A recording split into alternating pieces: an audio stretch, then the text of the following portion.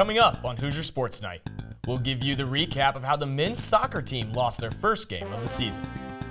And the football team takes a trip up to East Lansing to face the Michigan State Spartans. We have a preview on that and more coming up. This is Hoosier Sports Night.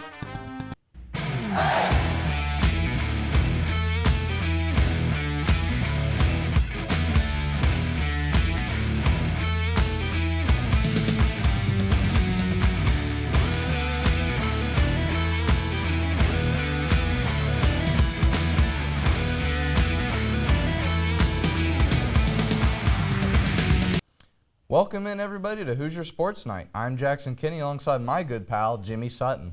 It's good to be back, Jackson, and I'm so excited for all we've got to recap tonight, so let's get right into it. Starting off with men's soccer, the 5th-ranked Hoosiers came up just a bit short on Tuesday against the Butler Bulldogs. It didn't take long for things to go south for the Hoosiers after Butler scored their first goal in the 24th minute. The Bulldogs extended the lead further with another goal 28 minutes later.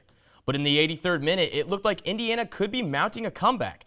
Jack Mayer scored off a corner, but the Hoosiers couldn't find enough momentum and fell 2-1. The loss marks their first of the season, and it wasn't for a lack of opportunities. IU had 18 shots to Butler's 5.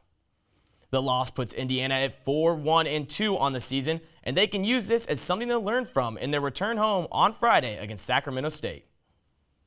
Now, are you ready for some football? We have a full preview of this week's game ready to go with IUS TV Sports football reporter Stephan Walker joining Jimmy in studio. Take it away, gentlemen. Thanks, Jackson. All right, well, I'm here with IUS TV Sports beat reporter Stephan Walker. Stephan, you ready to talk about this IU-Michigan State game? I'm ready. Let's get right into it. All right, absolutely. So first up, IU's going to be without senior captain Coy Cronk after his gruesome leg injury last week. What does the O-line have to do? How's that going to look going up against Michigan State's stout front seven? Well, first and foremost, I want to say thoughts and prayers to Cronk. It was a bad injury. It looked bad on the field, and he got his leg in the air cast. So thoughts and prayers to him. And you can't really replace a guy like Coy Cronk. He's a senior on this team. He's a leader. You can replace him, on the field, but you can't replace his passion for the game and what he brings to the team, energy-wise. Now, what they're going to be doing is Devondre Love and Matthew Bedford need to be ready. Tom Allen already said that. Love might get the start. It's what's going to be looking like. And Caleb Jones might stay at right tackle. He might also go to left tackle to fill the void of Cronk. But the line needs to do a great job of two things: protecting whoever plays at quarterback, and they need to do a great job of opening some holes and letting Stevie Scott or Cole Guest, whoever runs the ball, through. Michigan State only gives up 52 yards per game rushing, so they need to create some holes and let Stevie Scott run. If they can do that, then they can be a little bit more successful. All right, now kind of staying on the injury side of things, Michael Penix, he's another game-time decision. So if it comes down to it, he's unable to go. Ramsey has to come in and play. What does Ramsey have to do to keep the Hoosiers in the game against the Spartans? This is always the answer. He needs to be able to throw the ball, always. What teams have been doing so far is they stack the box, and they don't let Stevie Scott run. He had a great year last year, and so they looked at the film, they figured out what to do. They stopped Stevie Scott, and they let Peyton Ramsey try to beat you. And when that happens, usually it's not the case. I mean, we saw against Ohio State, they didn't let Scott run the ball. They let Ramsey try to beat them, and Ramsey just couldn't do it. He needs to make some accurate downfield passes. If he can make some passes downfield, then they're going to be, keep the defense on their heels, not knowing who's, it's going to be a run, it's going to be a pass. If Ramsey can make some deep passes accurately, then they should be able to, open up some holes for Stevie Scott to run the ball. Yeah, absolutely. Okay, enough about offense. Let's talk about defense now. What's the biggest thing they have to do? Who's going to lead the team to stop the Spartans, be able to so the Hoosiers can come out on top defensively, though? Defensively, I think who's going to lead the way, it's going to be Cam Jones. He had a great game last week with the interception, almost had a second interception, and he lit up the running back on a play, big play for the game. Now, what the defense needs to do is they need to get some takeaways. This is a team that had 19 straight games with a takeaway at one point between this season and last season, and they've kind of gotten away from it this year with not as many takeaways. So if they can win the turnover battle, that's going to be a big boost for the offense, getting the offense some more reps on the field. And then, of course, they need to get Brian Lewerke out of the pocket. He's a senior. He knows what he's doing. He's only got one turnover this year. So if they can get him moving, get him uncomfortable, then they can feel a little better about themselves. All right. Finally, last question here. Who's taking home the Old Brass Spittoon? So it's a tough choice for me, but I think I got to go with Michigan State. They look so good. They looked lethal against Northwestern. Mm-hmm. They really bounced back from that loss against Arizona State, and I think they're playing with some fire now. And I think they're going to keep rolling, especially at home. And depending on who plays quarterback. If Penix plays quarterback, I think it's a little bit of a better chance for IU because of the passing ability. But I got to go with Michigan State. They're playing some great football right now. All right, well, you heard it here from Stephen. Stephen, thanks so much for joining us. Back to you, Jackson. Thank you kindly. Indiana has not won against Michigan State in East Lansing since 2001, when the Hoosiers were led by none other than Antoine Randall L. The women's soccer team 11-10 shot advantage was not enough as the Hoosiers dropped their second game in a row on Sunday as a part of an overall rough start to Big Ten play. Griffin Epstein has more. A disastrous weekend for Indiana women's soccer. The Hoosiers' 2 losses to open Big Ten play were eerily similar. On Friday afternoon, 19th-ranked Iowa remained undefeated by outclashing the Cream and Crimson. However, even with the loss, first-year head coach Erwin Van Bennekom found solace in his team's performance. Part of the way we defended, part of the way we played with the ball, I thought we showed that, we play against a really good Iowa team that we can be dominant with the ball and can be dominant in the way we defend. An ill-advised foul in the box by freshman midfielder Elena Kalin led to the Hawkeyes' first-half penalty shot and goal. However, IU dominated the second half, controlling possession and having a variety of excellent opportunities. In the end, though, Indiana struggled to execute in the final third. Sunday's game, also a 2-0 loss, but this time against one-win Nebraska, followed a similar plotline but was plagued by poor IU play. The Hoosiers were downright dreadful in the first half, lacking energy or clean passing. Appropriately, they fell behind 1-0 on a misplay by IU goalkeeper Bethany Kopel. While the Hoosiers made some halftime adjustments and controlled the second half, they could not find a way to score. For Indiana, the similarity of their 2 losses points at a clear area of needed improvement: patience. A lot of people think you got to go run and fly, and it's a big transition game. That's not my philosophy. I want us to play and be patient even when we're down. I think the opportunities to open the other team up will come. With that patience, Van Bennekom hopes to see quicker starts as IU struggled to control possession in their first 45 minutes of both weekend games. Under a new head coach where 17 players are just freshmen and sophomores, IU will have to improve on the job to find wins in Big Ten play. This weekend showed the talent is there for IU to compete in the Big Ten, but piecing their skills into a W, that will take more time. For IUS TV Sports, I'm Griffin Epstein. The Hoosiers head to East Lansing on Friday to take on Michigan State, followed by Michigan in Ann Arbor on Sunday, with hopes to get back in the win column. All right, can you dig it? The volleyball team was down in Tampa, Florida, where they went undefeated in 3 games over the weekend. Haley Jordan has more on the team. Indiana Volleyball celebrated their 7th straight win, an 11-2 pre-conference record after winning the USF Invitational.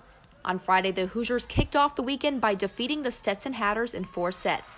A few hours later, the Hoosiers claimed a 5-set win against the South Florida Bulls. Senior middle blocker Jackie Armour totaled 10 kills and 5 blocks, which would end up earning her the MVP of the Invitational. The Bulls were given the opportunity for revenge, but crumbled in 4 sets under Indiana senior Daisha Lofton's 13 kills. This week, the Hoosiers will debut their Big Ten play with 7th-ranked Minnesota and 9th-ranked Wisconsin. For IUS TV Sports, I'm Haley Jordan. Thank you, Haley. The Hoosiers are going to need to continue this run of good play heading into tough conference matchups that start on Friday. And when Hoosier Sports Night continues, the swim and dive team season is officially here, and Jake Toppen has you covered. And both men's and women's golf took to the course over the weekend. We'll bring you up to speed on those results and more. You're watching Hoosier Sports Night.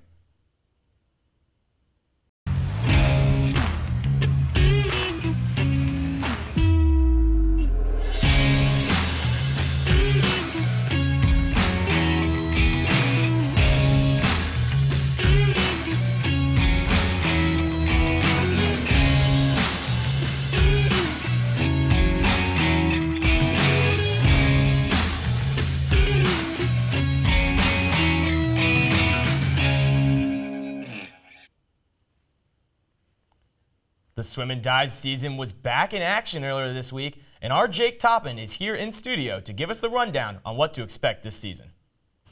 The Indiana men's and women's swimming and diving team officially dove back into the pool Wednesday for their annual Cream and Crimson meet. This year looks different for both teams after losing big names including Olympians Zach Apple, Ian Finnerty, Blake Peroni, and Lily King. Coming off their first Big Ten title in 8 years, the women's team brings in a fresh load of talent with the number 2 ranked recruiting class in the country, including 4th ranked recruit Emily Weiss, in an already loaded recruiting class. The men's team is without last year's Big Ten Diver of the Year, Andrew Capobianco, who is redshirting his junior season. The reigning Big Ten champions, with 2 rostered seniors, begin the season with the 6th-ranked recruiting class in the nation, led by top-ranked high school swimmer Brendan Burns. The men and women open their season Wednesday, October 9th in Lexington, with meets against Notre Dame and Kentucky. Back to you, Jimmy. Be sure to follow Jake at Jake Toppen SP on Twitter all season long, as he'll have coverage of both the men's and women's teams. The men's golf team was up in Illinois over the weekend for their 2nd tournament of the season. Starting last Friday, the Hoosiers competed in the Olympia Fields Fighting Illini Invitational. The team finished 15th in the overall standings and were led individually by senior Brock Oxenrider, who shot a final round 72 on Sunday and finished 12 over for the tournament.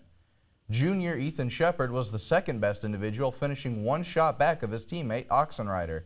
The men's golf team takes to the course next at the Marquette Intercollegiate, being played at the prestigious Erin Hills Golf Course. Erin Hills hosted the 117th U.S. Open in 2017, making it a premier venue for the Hoosiers to compete on. With one of their veterans leading the way for the women's golf team earlier this week, the Hoosiers came out on top against Iowa. Earlier this week, the Hoosier women were in Madison, Wisconsin, playing in the East-West Matchup Play Challenge. Indiana wrapped up the tournament on Tuesday, defeating Iowa 4-1-0 and finishing 5th in the final tournament standings. Hoosier Mary Parsons recorded the best individual finish of her team, coming in tied for 3rd place. The Hoosier women are back in action on the 7th of October at the Illini Women's Invitational. On Saturday, the men's and women's cross-country teams were running down a dream in Terre Haute, Indiana at the John McNichols Invitational. On the men's side, the team would finish in 5th place out of 21 qualified teams with 165 points, and with Keelan Grant posting the top time for the team with a finish of 25 minutes and 3 seconds. As for the women, they did not have enough team runners to qualify for a team finish, but still ran aplenty, with Abby Green leading the way with a 36th place finish and a time of 17 minutes and 42 seconds. The next stop for both cross-country teams is South Bend, Indiana, where they will run in the Joe Piani Invitational. The softball team's hot streak continues this season in fall ball action after a couple more wins added to their record. The softball squad continued preparation for the new season with a doubleheader over the weekend at Andy Moore Field. After a 12-0 trouncing of the University of Southern Indiana Screaming Eagles, IU continued their dominance with another shutout win over the Lakeland College Lakers. Head coach Shonda Stanton will be pleased with the positive direction from the Hoosiers as they continue with some fall ball action against Danville Community College and Purdue next weekend. You can catch the action for both of those games on Sunday at Andy Moore Field.